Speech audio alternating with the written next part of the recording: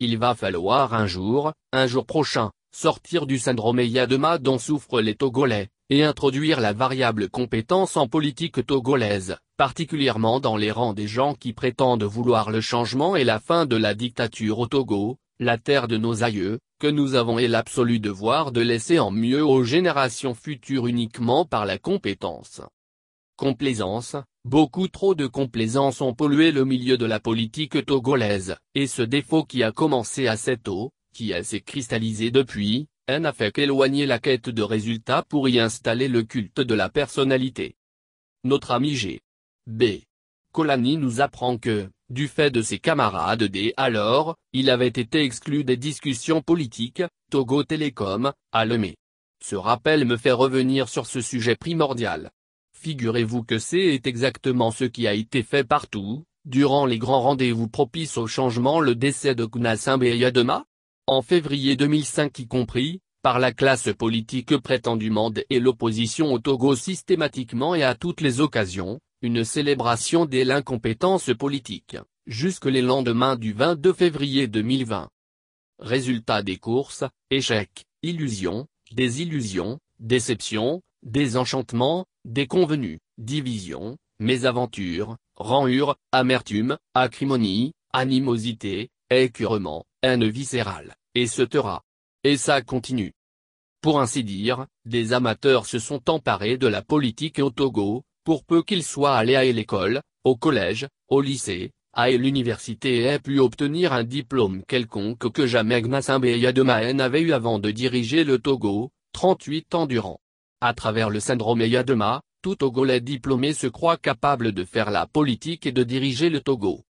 On ne le dira jamais assez, tout le monde n'est pas fait pour la politique, au point d'en faire profession, activité principale, créer parti politique et en devenir chef ou y faire glorifier leader, etc.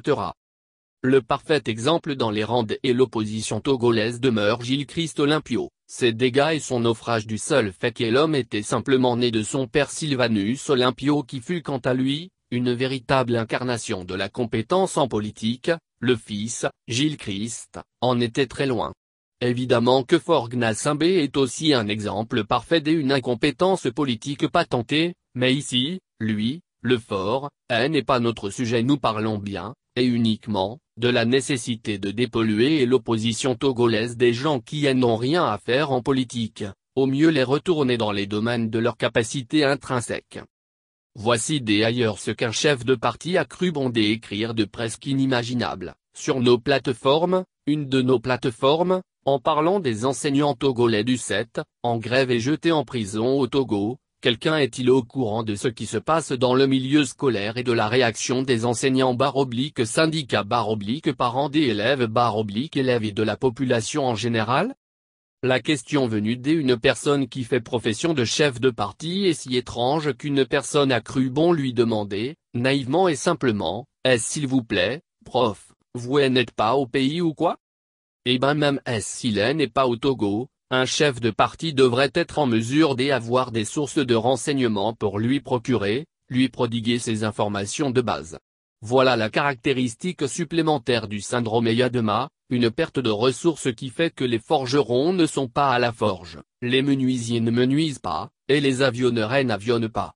Nul n'est à sa place, et tout le monde se croit habilité à ne faire que la politique en ayant Eyadema comme seule référence de comparaison. Chacun de ces gens de peu d'ambition pour leur pays et de prédisposition personnelle en politique le dit d'ailleurs, je ne serai pas pire qu'Eyadema. Eyadema, critère politique absolu au Togo? Non. Il y a mieux comme modèle en politique au Togo même, et à travers le monde. Faut que cesse cette complaisance afin que l'efficacité et le culte du résultat réinvestissent le champ politique au Togo.